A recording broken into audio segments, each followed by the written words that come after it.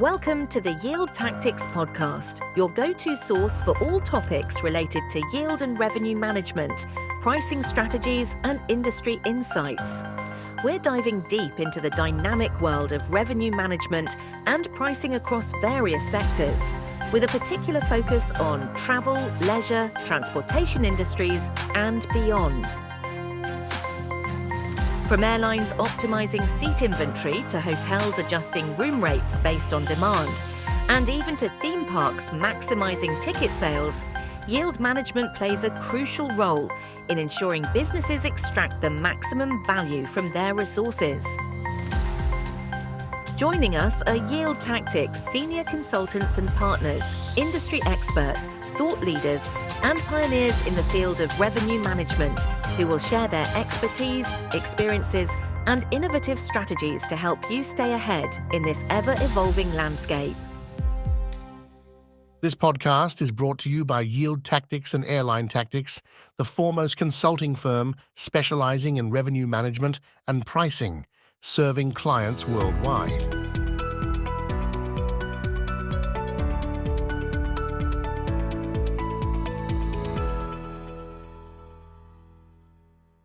Welcome to the Yield Tactics podcast, where we delve into the nuances of revenue management, sales, and pricing strategies in the world of tourism and travel. Today, we're embarking on a special journey with 4 very special episodes, a retrospective look at how we perceived the pandemic. As we revisit those turbulent times, we'll examine the predictions, insights, and oversights made by our senior consultants at Yield Tactics. In 2020 and 2021, amidst the chaos, our consultants diligently penned down their thoughts and strategies, which were then published in Yield Tactics magazine. Now, as we stand on the threshold of a new era, it's time to reflect. Were our predictions accurate? Did our strategies stand the test of time? More importantly, what blind spots did we fail to address? Through the lens of revenue management, sales, and pricing, we'll dissect our past analyses, exploring what worked, what didn't, and what we could have done better. Join us as we navigate the intersection of hindsight and foresight, aiming to glean invaluable lessons for the future of our industry. So buckle up, dear listeners, as we embark on this retrospective journey together. The past awaits and the future beckons. Welcome to the Yield Tactics podcast, revisiting the pandemic. Hello everyone, I'm your host Karen. Now let's dive into the heart of our retrospective journey. Joining me today is Alexander Pasong, a partner consultant at Yield Tactics, whose expertise in revenue management and strategic planning has guided numerous companies through turbulent times. Welcome, Alexander. Hello, Karen. Alexander, we're about to explore another great article published in the January 2022 edition of Yield Tactics magazine entitled From Unforeseen to the New Normal, which echoes to the article published in 2021, Unexpected 2020 and Forecastable 2021. We've revisited in a precedent podcast. Are you ready to revisit it with me? Absolutely, Karen. Wonderful. Let's queue up to the audio transcript of this insightful article and immerse ourselves in the thoughts and predictions of the past. Then, we'll unpack its significance in today's context. Okay, let's start. The exceptional year 2020, marked by an unprecedented pandemic, has profoundly changed the global economy, in particular, the transport and travel industry. After many signs of recovery, 2021 seems to have paved the way for a long and tumultuous return to normalcy. Collective COVID immunity is not yet acquired. The first generation of vaccines is not effective enough to end the epidemic, and developing countries with lower vaccination rates become zones of mutation of variants, which are then re-imported to other countries at the speed of the transport networks. However, the general trend is positive. 2021 has been more prosperous than 2020, and 2022 will bring us a little closer to the seemingly idyllic year of 2019. Let's take a look at the major trends that we see emerging. Telework is changing flows, praised or criticized. Teleworking is now part of the social landscape of all companies, which are now urged to make telework sustainable by their employees and the public authorities. The progression of remote work is causing changes in behavior and demand on transport networks, and we expect that certain variations will be significant enough to thoroughly revisit the price schedules of many public and private operators. Market share of individual cars increases in the city. The first consequence of the health crisis has been in many cities, where the increased market share of individual transport, car, two-wheeler, has come at the detriment of public transport in the form of reduced auto traffic flows. In October 2021, Paris recorded a 33% increase in the number of kilometers of traffic jams, and in several large American cities, the demand for parking subscriptions near offices is increasing much faster than the resumption of urban transport flows. The increase in teleworking is reducing congestion on transport arteries, especially roads, which makes the car more attractive for daily commuting. We therefore predict that among all transport professionals, it is the urban toll operators, highways, tunnels, bridges, parking lots, etc., who will return to their pre-crisis demand levels the fastest. The weekly seasonality of service use evolves. The second consequence is the strong evolution of weekly seasonality. Since 2020, the transport networks of Paris have been overused on Tuesdays and Thursdays and underused on Fridays. In San Francisco, customers of car parks located in business districts now prefer flexible subscription plans rather than reserving a place for the year. This should encourage public operators to revise their incentive tariff schedules and private companies to look at new opportunities to maximize their income by applying yield management techniques and, in particular, segmented pricing. Less frequent but longer journeys. The third consequence is the gradual change in distance between main residences and workplaces, having regional and national impacts on transport demands. The first wave of migration pushed workers from city centers to the suburbs and residents of the urban outskirts to the surrounding countryside, while staying at a reasonable distance from the workplace, 30 to 60 minutes by transport. We predict that once the health situation is resolved, teleworking will be anchored in the life of organizations as a social advantage. Then, a second wave of massive employee migration will occur, which will take them further away from their headquarters, well beyond daily commuting limits, into medium-sized cities and connected rural areas. These will be real opportunities to be seized for national and continental transport companies, which will see an increase in demand during the weekdays on routes which were, up to now, economically unsustainable. Opportunities will also be seized by the hotel sector, with a new customer segment to meet demand for short-term accommodation on weekdays near business centers. This new clientele remains to be conquered by price innovation.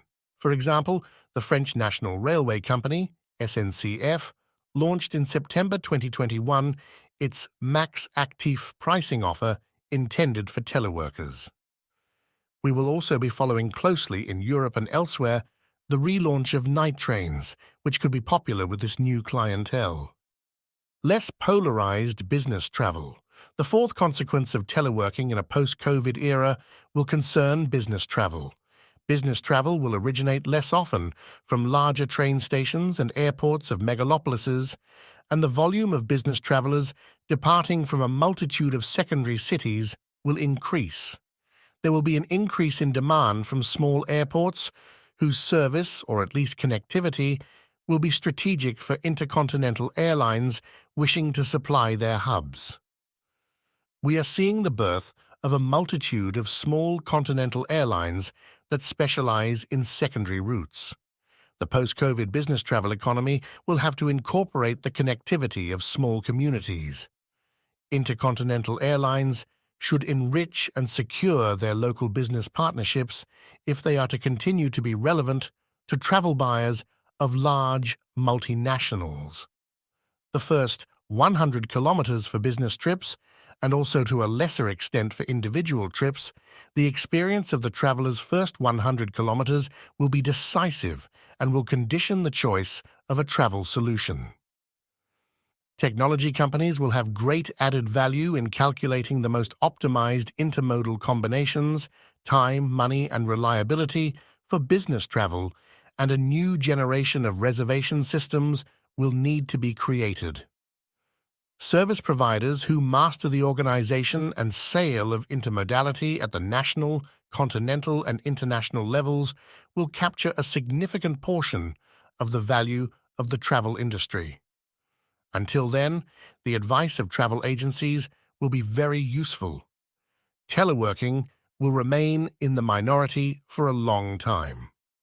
These interesting dynamics will be followed in 2022 and beyond. Travel companies will have to support them while relativizing their potential impact on their turnover. Teleworking does not apply to all industries and corporate cultures. To date, teleworking primarily pushes urbanites to the countryside close to offices, with clear impacts on the congestion of roads and the use of public transport. Teleworking beyond 100 kilometers will remain in the minority for a long time to come. While supporting the trend with pricing offers adapted to these new uses, we must not lose the focus of the pricing and revenue management teams on what generates the majority of income. COVID-19 has not changed consumption significantly and only awaits returning to pre-crisis demand levels as soon as the health restrictions are lifted. Continued inflation, boosted by stimulus plans and the injection of liquidity directly into consumers' wallets, constrained by production chains, shut down for health or energy reasons, and disrupted by postponements of orders, the global economy is generating significant inflation. First presented as transitory, inflation should be well established in the economic landscape in 2022. Companies should keep precise cost accounts so that increases in purchase prices are passed on to selling prices without delay. Pricing expertise and commercial sensitivity will be critical in making the right increases at the right time in a competitive environment that could remain chaotic. There will therefore be opportunities to increase yields, but also risks of disconnecting from demand. The greatest risk is the destruction of value of business sectors and markets that will not manage to keep pace with inflation. Dual pricing and IT skills needed. Due to the evolution of requests for expertise and advice that we receive, and the many discussions we have with professionals in pricing and the travel industry, we see in 2022 a strong demand for pricing and revenue management specialists having the ability to integrate into ambitious technological projects or even to take charge of them fully as project managers. 2021, from crisis management to taking opportunities. After the year 2020, when advisory needs mainly concerned service reorganizations, recruitments, and various economic studies on the sidelines of the major financial issues of debt structuring, in 2021, we saw requests for pricing expertise from previously unknown actors. These new entrants all had one thing in common: the desire to seize business opportunities in a deeply disrupted economic world. 2022, the execution of ambitious managerial visions. For 2022, we are seeing different needs, with the big comeback of mega projects requiring both strong business expertise, pricing, revenue management, and the ability to lead or integrate into complex IT projects. Yield Tactics senior consultants are in great demand to participate in long-term pricing and large-scale IT assignments as subcontractors to much larger consulting firms. We are thus seeing large projects taking place in many companies with a great deal of technology. As in the decade of 2010, it is no longer a question of adding functionalities to existing systems in order to achieve hypothetical percentages of increase in revenue or in the average price, nor projects with trendy marketing terms such as artificial intelligence or blockchain. The projects that start in 2022 touch the heart of tariff management systems and have the ambition to redevelop the bases of architectures, PSS, RMS, etc., to make them more agile and interoperable. Obviously, many players want to migrate to more efficient, agile and scalable reservation, revenue management, and price management systems. These projects are the realization of innovative and ambitious managerial vision, born at the height of the confinement period. These are very enriching experiences for our small organization. Rare skills. At our level, we are seeing an increase in demand for this type of project, with clients struggling to source the right expertise in the right geography, the right language, and at the right time. If you want to work with us in 2022, we invite you to contact us quickly to determine together the best way to meet your needs.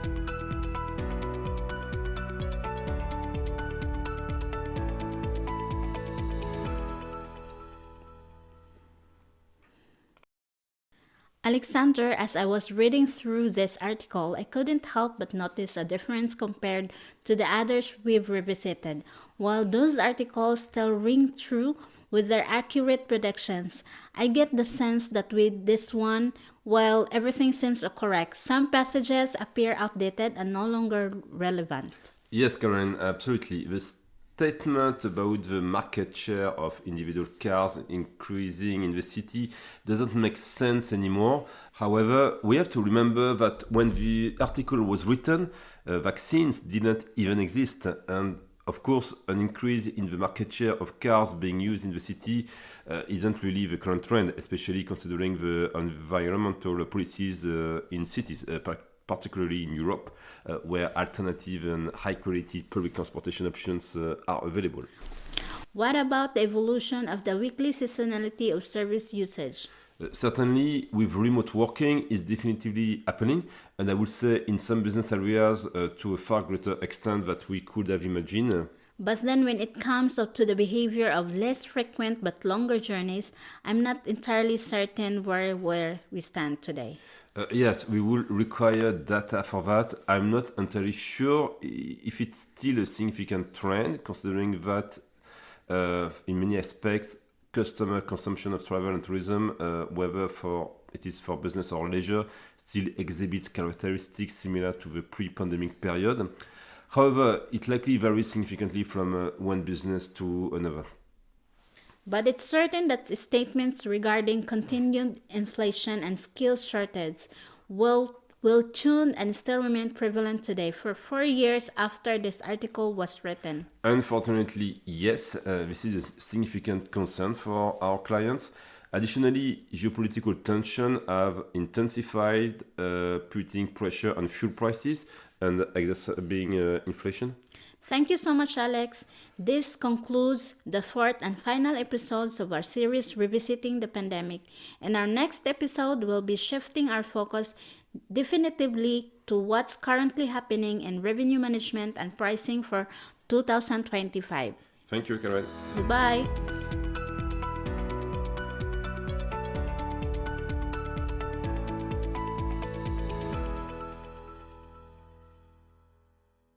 Don't forget to subscribe to our podcast to catch every upcoming episode.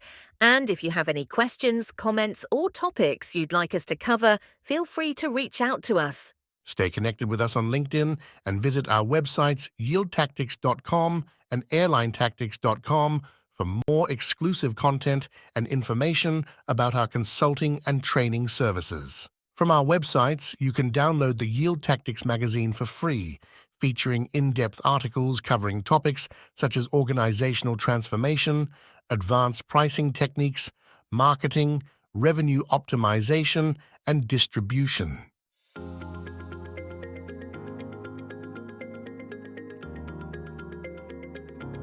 The ideas and opinions expressed by our guests on this podcast are their own and do not necessarily reflect the views or endorsements of yield tactics. Also, when we mention specific companies or products, it's important to note that such references do not constitute an endorsement by yield tactics, nor do they imply any business relationship between us.